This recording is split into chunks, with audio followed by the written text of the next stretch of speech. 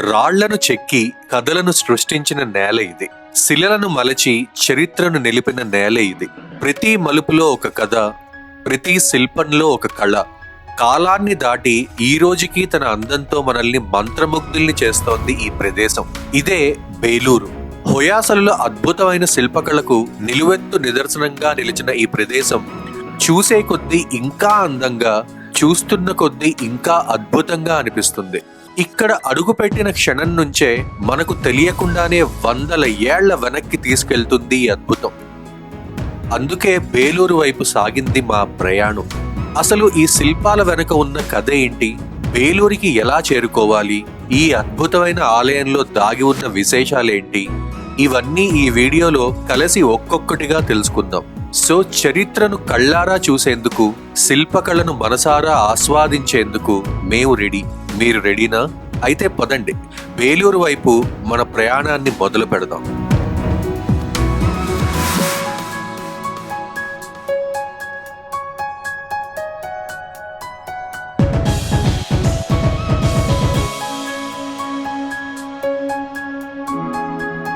Hello everyone, welcome to Telugu family times. ఎలా ఉన్నారు మీరందరూ? మేమైతే చాలా చాలా బాగున్నాం అండి.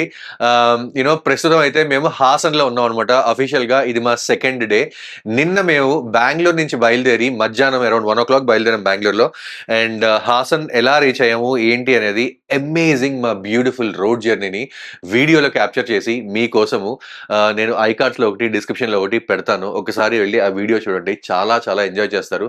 ఎవరన్నా ఫ్యామిలీతో కానీ, సోలోగా కానీ, ఎలా అయినా ఫ్రెండ్స్తో అయినా మీరు హాసన్ బెంగళూరు నుంచి రావాలి అంటే, ఇది మీ ఫస్ట్ టైం అయితే ఆ వీడియో మీకు చాలా చాలా హెల్ప్ఫుల్ అవుతుంది.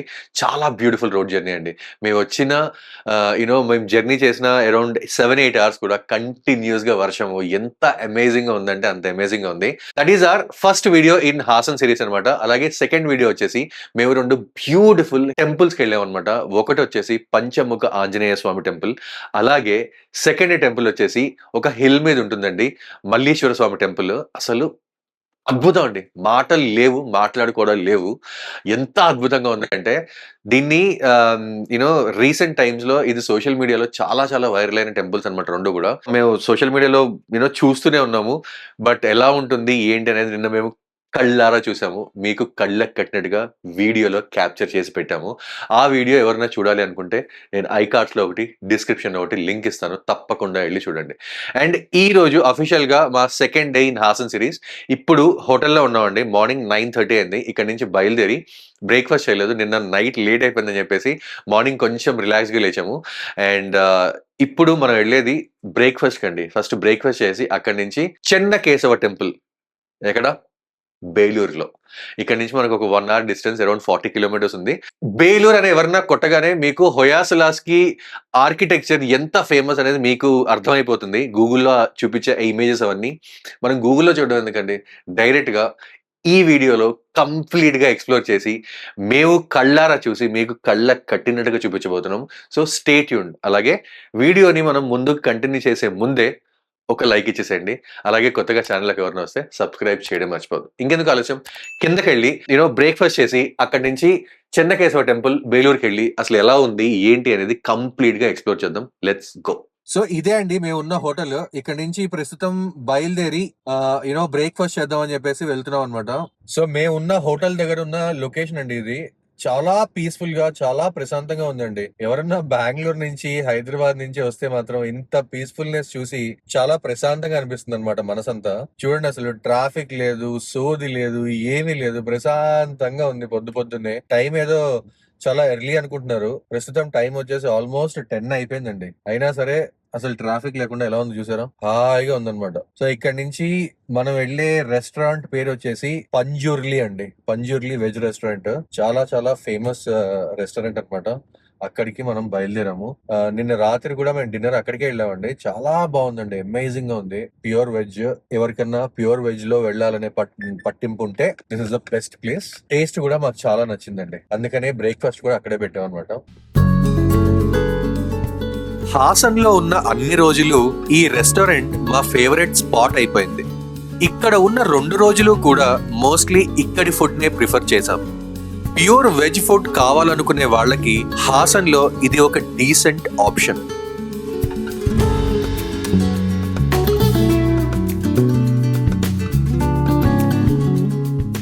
హాసన్ ని హొయాసలా ఎంపైర్ కి గేట్వే అంటారండి. ఎందుకంటే ఇక్కడ నుంచే హొయాసలా పీరియడ్ కి సంబంధించిన చాలా ఫేమస్ టెంపుల్స్, హిస్టారికల్ ప్లేసెస్ దగ్గరలోనే ఉంటాయి. అందుకే మేము ఈ ట్రిప్ లో హాసన్ ని మా బేస్ గా పెట్టుకున్నాం. 2 రోజులు ఇక్కడే స్టే చేసి చుట్టుపక్కల ఉన్న ప్లేసెస్ అన్ని హాసన్ నుంచే ఎక్స్ప్లోర్ చేశాం. హాసన్ కి కూడా మంచి హిస్టరీ ఉంది. మొదట్లో సింహాసనపురిగా పిలువబడే ఈ ప్లేస్ తర్వాత హాసనాంబాదేవి పేరు మీదుగా హాసన్ గా మారిందని చెబుతారు. ఇక హొయాసలా పీరియడ్ లో ఈ ప్రాంతానికి చాలా ప్రాధాన్యత ఉండేదట. అలా హాసన్ లో బ్రేక్ఫాస్ట్ ఫినిష్ చేసుకుని మా నెక్స్ట్ డెస్టినేషన్ అయిన బేలూరుకి బయలుదేరాం. హాసన్ నుంచి బేలూరు వెళ్తున్న రూట్ లో చుట్టూ కనిపించే గ్రీనరీ, చిన్న చిన్న విలేజెస్, పీస్ఫుల్ రోడ్స్ మా బేలూరు విజిట్ ని ఇంకాస్త ఎక్సైటింగ్ గా మార్చేశాయి. So almost around 36 kilometres drive చేసామండి హాసన్ నుంచి. ఆల్మోస్ట్ మనం రీచ్ అయిపోయాము. ఇంకొక 5 కిలోమీటర్స్ అనమాట. మాక్సిమం 10 మినిట్స్ పడుతుంది మనం బేలూరు రీచ్ అవ్వడానికి. బట్ హాసన్ నుంచి బేలూరు వచ్చే రోడ్ లో ఫస్ట్ ఒక 20-25 కిలోమీటర్స్ మాత్రం చాలా ఇట్స్ నాట్ గుడ్ రోడ్స్ అనమాట. తర్వాత అంతా బానే ఉంది. బట్ ల్యాండ్స్కేప్ మాత్రం అద్దిరిపోయిందండి. ఈ క్లైమేట్, వర్షం అయితే పడట్లేదు కానీ చల్లగా ఉంది క్లైమేట్. ఈ క్లైమేట్ లో ఈ ల్యాండ్స్కేప్ లో డ్రైవ్ చేస్తుంటే ఆ ఫీలింగ్ మాత్రం నెక్స్ట్ లెవెల్. చాలా చాలా బాగుందండి. అలాగే మధ్యలో ఒక టౌన్ మొత్తం మన వీడియోలో చాలా చూసుంటాం, హిక్కీ పిక్కీ ఆయిల్ అని చెప్పేసి అలాంటి ఆయిల్ షాప్స్ అన్ని వచ్చాయి. చాలా బ్యూటిఫుల్ గా ఉందండి. మొత్తం గ్రీనరీ అండి, ఎక్కడ చూసినా గ్రీనరీ, కొబ్బరి చెట్లు, పొలాలు. అసలు Karnataka is land of amazing nature. చాలా ఎంజాయ్ చేస్తున్నాము. హోప్ఫుల్లీ మీరు కూడా వీడియో చూస్తూ ఎంజాయ్ చేస్తున్నారు అనుకుంటున్నాము. అలాగే ఇంకా ఎవరన్నా వీడియోని లైక్ చేయకపోతే మాత్రం లైక్ చేసేసేయండి. అలాగే కొత్తగా ఛానల్లోకి ఎవరన్నా వస్తే సబ్స్క్రైబ్ చేయడం మర్చిపోవద్దు. సో బేలూరులోకి ఎంటర్ అయిన వెంటనే చూడండి మనకి ఎలా కనిపిస్తున్నాయో. ఇదంతా కూడా బేలూరు టౌన్ అన్నమాట. చాలా పెద్ద టౌన్ అండి. ఏదో చిన్న టౌన్ అనుకున్నాను కానీ it's a very big town. అలాగే మనం ఎంటర్ అవుతుంటేనే సింహాన్ని చూసారు కదా, ఆ రోజుల్లో ఇదంతా ఎలా ఉండేదో ఒక్కసారి ఊహించండి. మన హొయాసల కింగ్డమ్ నడుస్తున్న టైంలో చాలా బ్యూటిఫుల్ గా ఉందండి. ఫైనల్లీ దూరం నుంచే మాకు ఆలయ గోపురం కనిపించింది. ఇక మిగిలింది ఒక్కటే, ఇన్ని రోజులు ఎదురు చూసిన ఈ అద్భుతమైన ఆలయాన్ని దగ్గరగా వెళ్లి ఎక్స్ప్లోర్ చేయడమే. సో బేలూరు రీచ్ అయిపోయామండి. ఇక్కడ మీకు కనిపించేది అంతా కూడా పార్కింగ్ ఏరియా అనమాట. అండ్ ఇక్కడ కనిపించే వాల్ లోపలే మనకి బేలూరు టెంపుల్ ఉంది. ఇదంతా చూడొచ్చు పార్కింగ్, చాలా హ్యూజ్ పార్కింగ్ అండి. మనం అక్కడి నుంచి వచ్చి ఇక్కడ పార్క్ చేసాము. పార్క్ చేసి ఇప్పుడు టెంపుల్ లోపలికి వెళ్తున్నాం అనమాట. కార్ పార్క్ చేసి ఇలా ఐ థింక్ ఒక మొత్తం టెంపుల్ రౌండ్ వేయాలండి. మనం ఎటువైపు ఉన్నామంటే దాని ఆపోజిట్ లో ఉంది ఎంట్రన్స్. ఇదిగో మన ముందు కనిపిస్తున్న ఈ గ్రాండ్ రాజగోపురం చెన్నకేశవ టెంపుల్ కి మెయిన్ ఎంట్రన్స్. దాదాపు 100 ఫీట్ హైట్ ఉన్న ఈ 5 స్టోరీడ్ గోపురం ఆలయం ఉన్న భారీ 4 ఏకర్ కోర్ట్ యార్డ్ కి గేట్వేగా ఉంటుంది. ఇంట్రెస్టింగ్ థింగ్ ఏంటంటే ఇది ఒరిజినల్ హొయాసలా కన్స్ట్రక్షన్ కాదు. 14వ శతాబ్దంలో జరిగిన దాడుల సమయంలో ఈ గోపురం డ్యామేజ్ అవ్వడంతో తర్వాత విజయనగర ఎంపైర్ కాలంలో తిరిగి నిర్మించారు. అందుకే మెయిన్ టెంపుల్లో కనిపించే హొయాసలా ఆర్కిటెక్చర్ కి భిన్నంగా ఈ గోపురంలో విజయనగర స్టైల్ కనిపిస్తుంది. పైకి చూస్తే రామాయణ, మహాభారత, పురాణాస్ లోని కథలను చూపించే ఎన్నో శిల్పాలు కనిపిస్తాయి.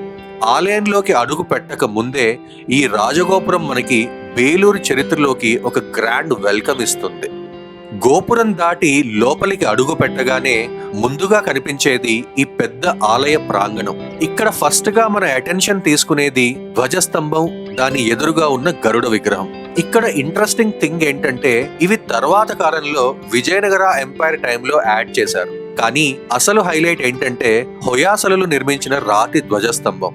దాదాపు 15 టన్నుల బరువు, 42 అడుగుల ఎత్తు ఉన్న ఈ భారీ ఏకశిలా స్తంభం ఎలాంటి విజిబుల్ ఫౌండేషన్ లేకుండానే ఇప్పటికీ నిలబడి ఉండటం నిజంగా ఆశ్చర్యకరం.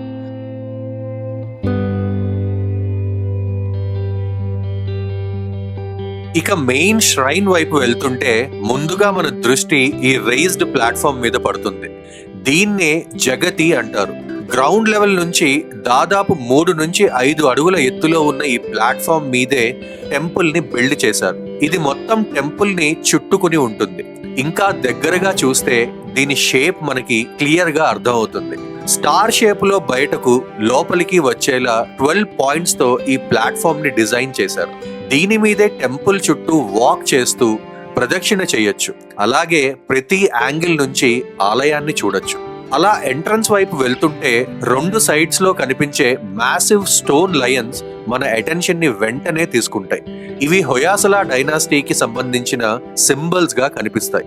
ఇక ఎంట్రన్స్ దగ్గరికి వచ్చాక డోర్వే పైన ఉన్న బ్యూటిఫుల్ కార్వుడ్ తోరణ కనిపిస్తుంది. ఇందులో విష్ణుమూర్తి అవతారాలు చెక్కబడి ఉంటాయి. అసలు ఎంట్రన్స్ దగ్గర నుంచే కనిపించే ఈ ఆర్ట్ వర్క్, చిన్న చిన్న డీటెయిలింగ్ మనల్ని మెల్లగా మరో ప్రపంచంలోకి తీసుకెళ్తున్నట్టు అనిపిస్తుంది.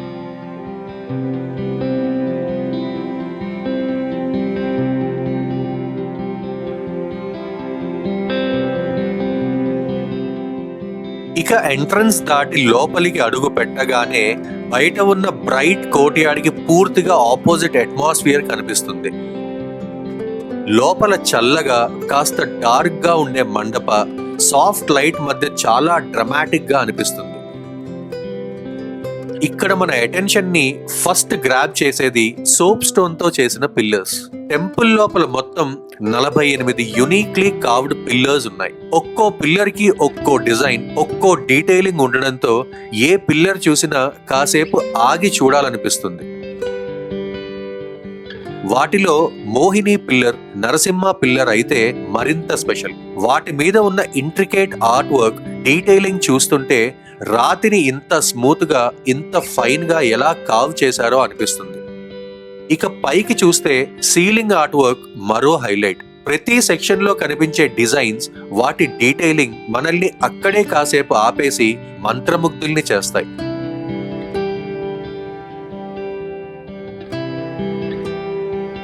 ఇవన్నీ చూస్తూ ముందుకు వెళ్తే చివరగా దాదాపు 6 అడుగుల ఎత్తులో ఉన్న ఏకశిలా చెన్నకేశవ స్వామివారు విగ్రహాన్ని దర్శించుకోవచ్చు. బయట నుంచి మొదలైన ఈ కళా ప్రయాణం లోపలికి వచ్చేసరికి మరింత అద్భుతంగా మారిపోతుంది.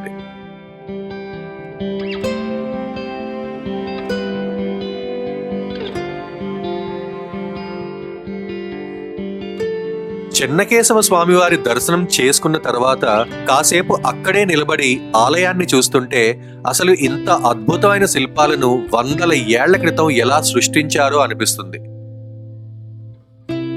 ఎటు చూసినా అద్భుతమైన ఆర్ట్ వర్క్, కనిపించే ప్రతి చిన్న డీటెయిల్, ఆ శిల్పాల్లో ఉన్న ఫినెస్ చూస్తుంటే హొయాసలుల కళా వైభవం అప్పట్లో ఎంత గొప్పగా ఉండేదో అర్థమవుతుంది.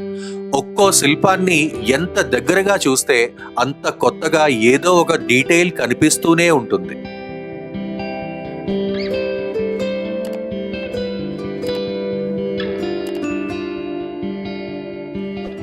మనం లోపల చూసిన శిల్పాలు ఎంత బ్యూటిఫుల్ గా ఉన్నాయో, బయటికి వచ్చాక ఆలయం చుట్టూ ఉన్న ఈ ఔటర్ వాల్ చూస్తే వాళ్ళ ఇమాజినేషన్ ఎంత లెవెల్లో ఉండేదో అర్థమవుతుంది.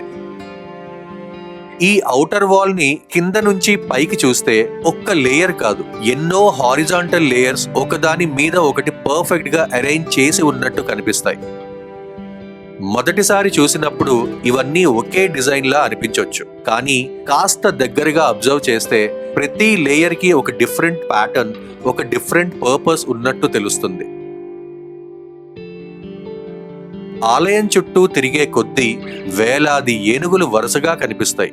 అసలు ఇక్కడ బ్యూటీ ఏంటంటే ఒక్కో ఏనుగు మరో ఏనుగులా ఉండదు. వాటి ఫేసెస్, పాస్చర్స్, ఎక్స్ప్రెషన్స్ లో ఉన్న చిన్న చిన్న డిఫరెన్సెస్ ఉండడంతో ఒక్కో ఏనుగుకి ఒక ప్రత్యేకమైన క్యారెక్టర్ ఇచ్చినట్టు అనిపిస్తుంది.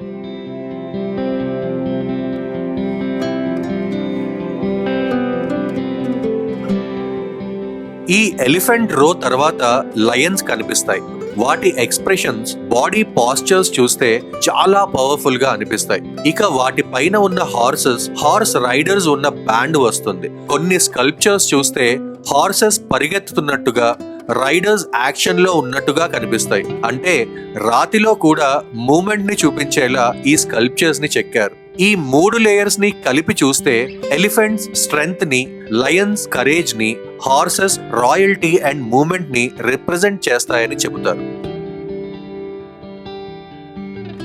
ఇక్కడి నుంచి మనం కొంచెం పైకి చూస్తే అసలు వాల్ మొత్తం క్యారెక్టర్ చేంజ్ అయిపోతుంది. కింద ఎలిఫెంట్స్, లయన్స్, హార్సెస్ తో ఒక రిథం కనిపిస్తే పైకి వచ్చేసరికి లార్జ్ గాడ్స్, గాడెసెస్ తో డీటెయిల్డ్ ప్యానెల్స్ కనిపిస్తాయి. అంటే ఆలయాన్ని కేవలం డెకరేట్ చేయలేదు, కింద నుంచి పైకి వెళ్లే కొద్దీ ఒక విజువల్ జర్నీలా డిజైన్ చేశారు. ఇంకా మనం చూస్తున్నది వైష్ణవ టెంపుల్ కాబట్టి ఈ స్టార్ షేప్డ్ ప్రొజెక్షన్స్ మీద లార్డ్ విష్ణుకి సంబంధించిన 24 డిఫరెంట్ ఫార్మ్స్ కూడా కనిపిస్తాయి. ఇవి అన్నీ ఒకేలా ఉండవు. ప్రతి రూపంలో శంఖం, చక్రం, గద, పద్మం ఎక్కడ ఎలా ఉన్నాయో కూడా మారుతూ ఉంటుంది. అంటే ఒకే దేవుడి రూపాల్లో కూడా చిన్న చిన్న డిఫరెన్సెస్ ని స్కల్ప్టర్స్ ఎంత కేర్ఫుల్ గా చూపించారో ఇక్కడ గమనించవచ్చు. ఇవే కాకుండా వాల్ మధ్య మధ్యలో కనిపించే ఈ మినియేచర్ స్ట్రైన్స్ కూడా చాలా ఇంట్రెస్టింగ్ గా ఉంటాయి. చూస్తే నిజమైన ఆలయాల్లానే చిన్న చిన్న టవర్స్, బాల్కనీస్, చిన్న చిన్న డీటెయిల్స్ తో వీటిని కూడా స్టోన్స్ తోనే కార్వ్ చేశారు. మరింత ఇంట్రెస్టింగ్ విషయం ఏంటంటే ప్రధాన ఆలయం పైన ఉండే అసలు పెద్ద శిఖరం ఇప్పుడు మనకి కనిపించదు. కాలక్రమంలో అది తొలగిపోవడంతో ఈ చిన్న మినియేచర్ స్ట్రైన్స్ చూస్తే హొయాసలలో ఒరిజినల్ టెంపుల్ టవర్స్ ఎలా ఉండేవో ఒక ఐడియా వస్తుంది.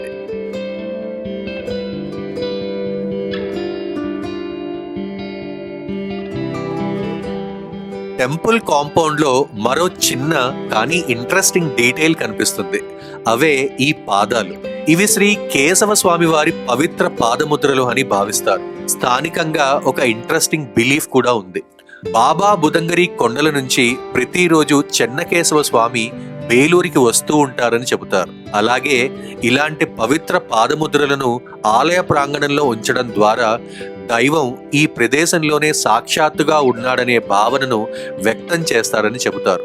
చిన్నవిగా కనిపించినా వాటి వెనక ఉన్న కథ, నమ్మకం మాత్రం చాలా స్పెషల్.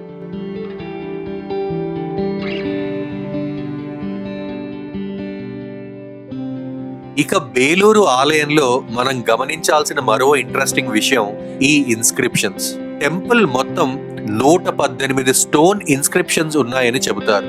గోడలు, పిల్లర్స్, ఫౌండేషన్స్ మీద కనిపించే ఈ రైటింగ్స్ అప్పటి రాజుల డొనేషన్స్, టెంపుల్ నిర్వహణ ఖర్చులు, ఫెస్టివల్స్ లాంటి ఎన్నో విషయాలను రికార్డ్ చేశారు. కానీ ఇక్కడ మనకి ఇంకా ఇంట్రెస్టింగ్ థింగ్ ఏంటంటే ఈ ఇన్స్క్రిప్షన్స్ లో అప్పటి స్కల్ప్టర్స్ పేరు కూడా కనిపిస్తాయి. ఆ కాలంలో చాలా మంది కళాకారుల పేర్లు చరిత్రలో మిగలలేదు. కానీ హొయాసలల కాలంలో దసోజా, చావన, మల్లోజా లాంటి మాస్టర్ స్కల్ప్చర్స్ తమ పేర్లను తాము చెక్కుకున్నారు. బేలూరు ఆలయ ప్రాంగణంలో మరో బ్యూటిఫుల్ స్పాట్ ఈ కళ్యాణి. ఇదొక స్టెప్డ్ వాటర్ ట్యాంక్. దీన్ని వసుదేవ సరోవరా అని కూడా పిలుస్తారు.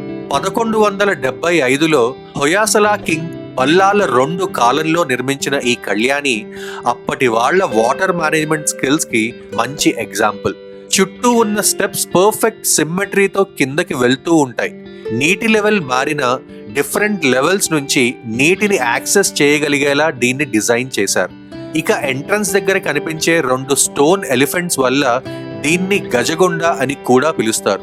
డైలీ రిచువల్స్, అభిషేకం ఇంకా టెంపుల్ యాక్టివిటీస్ కోసం ఈ నీటిని ఉపయోగించేవారని చెబుతారు.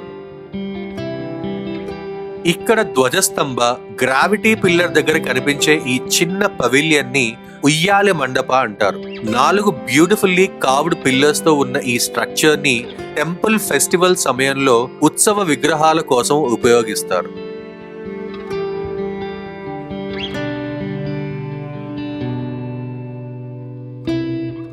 మెయిన్ టెంపుల్ కి సౌత్ సైడ్ లో కనిపించే ఈ స్మాల్ టెంపుల్ పేరు కప్పే చెన్నిగరాయ టెంపుల్. ఇది కూడా 1117లో క్వీన్ శాంతలాదేవి ఆధ్వర్యంలో నిర్మించబడిందని చెబుతారు. ఇంకో ఇంట్రెస్టింగ్ విషయం ఏంటంటే మెయిన్ చెన్నకేశవ స్వామి టెంపుల్ నిర్మాణానికి ముందు ఈ చిన్న ఆలయాన్ని ఒక ప్రోటోటైప్ లాగా ఉపయోగించారని చెబుతారు. అంటే అప్పటి స్కల్ప్టర్స్, ఆర్కిటెక్ట్స్ తమ డిజైన్, కన్స్ట్రక్షన్ టెక్నిక్స్ ని ఇక్కడ ట్రై చేసి తర్వాత భారీ మెయిన్ టెంపుల్ ని నిర్మించారన్నమాట. ఇక ఈ ఆలయానికి కప్పే అంటే ఫ్రాగ్ అని పేరు. ఒక లోకల్ లెజెండ్ ప్రకారం ఫేమస్ స్కల్ప్టర్స్ జక్కన్నాచారి ఒక విగ్రహాన్ని చెక్కుతున్నప్పుడు ఒక యంగ్ స్కల్ప్టర్ ఆ రాయిలో డిఫెక్ట్ ఉందని ఛాలెంజ్ చేశాడట. చెక్ చేయడానికి ఐడల్ మీద శాండల్వుడ్ పేస్ట్ రాస్తే ఒక చోట అది సరిగ్గా డ్రై కాలేదు. ఆ భాగాన్ని తెరిచి చూడగా రాతి లోపల నీటితో పాటు ఒక ఫ్రాగ్ కనిపించిందిట. అలా ఫ్రాగ్ కి కన్నడలో కప్పే అనే పేరు ఉండడంతో ఈ ష్రైన్ కి కప్పే చెన్నిగరాయ అనే పేరు వచ్చిందని లోకల్ లెజెండ్ చెబుతుంది.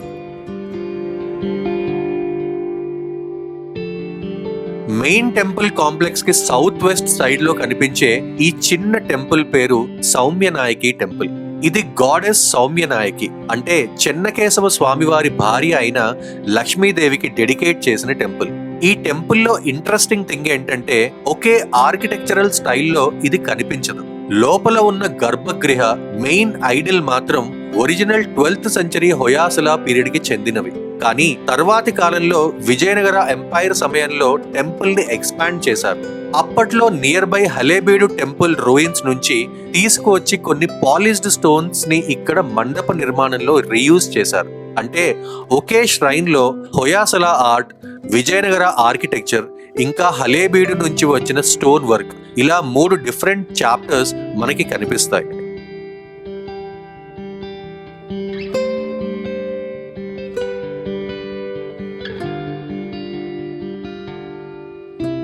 సౌమ్యనాయకి టెంపుల్ పక్కనే కనిపించే ఈ మండపాన్ని సౌమ్యనాయకి మండప అంటారు. ఇక్కడ కనిపించే highly polished soap stone pillars చాలా స్పెషల్. ఇవి విజయనగర పీరియడ్ లో హలేబీడులోని రూయిన్డ్ మాన్యుమెంట్స్ నుంచి తెచ్చిన స్టోన్స్ తో నిర్మించారని చెబుతారు. పిల్లర్స్ మీద కనిపించే రౌండ్ కాన్సెంట్రిక్ డీటెయిల్స్ చూస్తే అవి చేతితో కాకుండా యంత్రంతో తిప్పి చెక్కినట్టుగా చాలా స్మూత్ గా కనిపిస్తాయి. ఇక ఈ మండపానికి ఒక స్పెషల్ రిచువల్ ఇంపార్టెన్స్ కూడా ఉంది. ప్రతి సంవత్సరం జరిగే కళ్యాణోత్సవ సమయంలో చెన్నకేశవ స్వామి వారికి, సౌమ్యనాయకి అమ్మవారికి ఇక్కడే కళ్యాణ మహోత్సవం నిర్వహిస్తారు.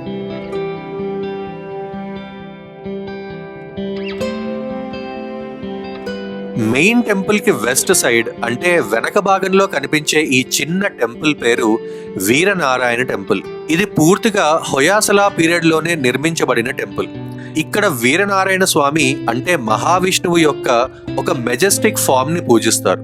సైజ్ లో మెయిన్ టెంపుల్ కంటే చిన్నదే అయినా తనకంటూ సెపరేట్ నవరంగ, గర్భగృహ, రైజ్డ్ ప్లాట్ఫామ్ తో కంప్లీట్ టెంపుల్ స్ట్రక్చర్ లా ఉంటుంది.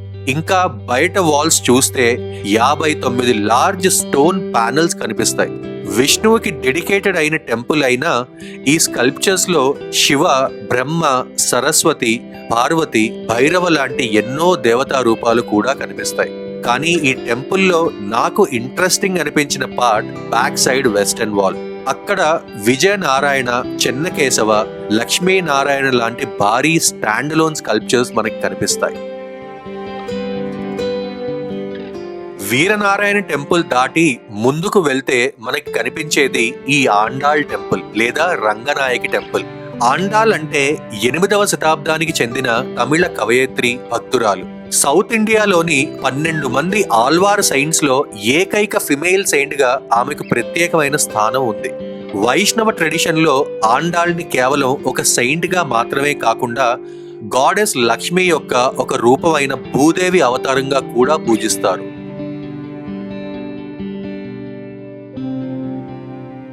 ఇక మెయిన్ టెంపుల్ కాంప్లెక్స్ చుట్టూ కనిపించే ఈ మ్యాసివ్ ఔటర్ వాల్ ని చూస్తే ఆలయం మొత్తం ఒక పెద్ద ఎన్క్లోజ్డ్ వరల్డ్ లా అనిపిస్తుంది. దీన్నే ఔటర్ ప్రాకార అంటారు. హెవీ స్టోన్ బ్లాక్స్ తో నిర్మించిన ఈ బౌండరీ వాల్ ఆలయాన్ని మొత్తం చుట్టుకొని ఒక ప్రొటెక్టివ్ లేయర్ లా ఉంటుంది. ఈ వాల్ కి లోపలే సాలు మండప అనే పిల్లర్డ్ కారిడార్ కూడా ఉంటుంది. వరుసగా ఉండే స్టోన్ పిల్లర్స్ తో ఉన్న ఈ ప్యాసేజ్ అప్పట్లో ఆలయానికి వచ్చే వాళ్లకు ఎండ, వాన నుంచి షెల్టర్ గా కాసేపు రెస్ట్ తీసుకోవడానికి కూడా ఉపయోగపడేదట. ఇక నార్త్ సైడ్ వాల్ దగ్గరికి వస్తే ఇంకో ఇంట్రెస్టింగ్ పార్ట్ కనిపిస్తుంది.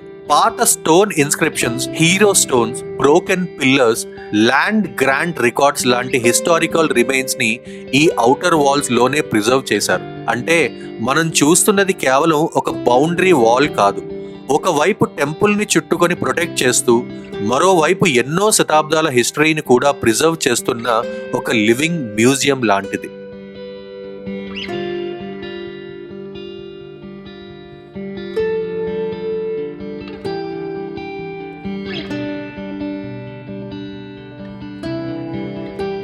వానలో తడుస్తూ బేలూరు ఇంకో కొత్త రూపంలో కనిపించింది.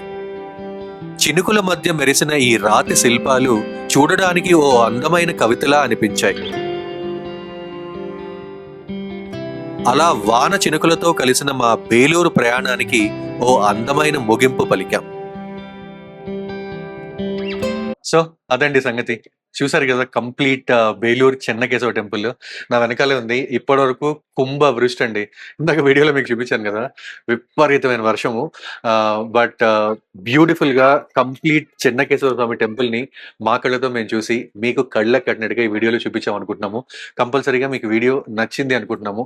అలాగే మీరు కంప్లీట్గా వీడియో ఇప్పటివరకు చూసి మీకు వీడియో నచ్చుంటే మాత్రం కంపల్సరీగా వీడియోకి ఒక లైక్ అయితే ఇవ్వండి. అలాగే కొత్తగా ఛానల్లోకి ఎవరైనా వస్తే సబ్స్క్రైబ్ చేయడం మర్చిపోద్దు. ఇక్కడే వర్షం ఇంకా పడుతుందండి. కాసేపు ఇక్కడే ఉండి వర్షం తగ్గిన తర్వాత ఇక్కడి నుంచి బయలుదేరి మనం హొయాసల డైనాసిటీ యొక్క ఇంకొక అద్భుతమైన టెంపుల్కి వెళ్తాము. దాన్ని హలేబీడు అంటారు. దాని గురించి మీకు కంప్లీట్ డీటెయిల్స్ తెలియాలంటే మీరు వచ్చే వీడియో వరకు వెయిట్ చేయాల్సిందే. ఈ వీడియో అయితే నేను ఇక్కడే ఎండ్ చేస్తున్నానండి. మీరు లైక్ కానీ ఇంకా చేయకపోతే ఒక లైక్ అయితే ఇచ్చేసేయండి. మళ్ళీ నెక్స్ట్ అమేజింగ్ వీడియోలో ఈ సిరీస్లో కలిసేంత వరకు just keep smiling, keep traveling, and keep enjoying your life. Bye bye, take care. See you in the next amazing video.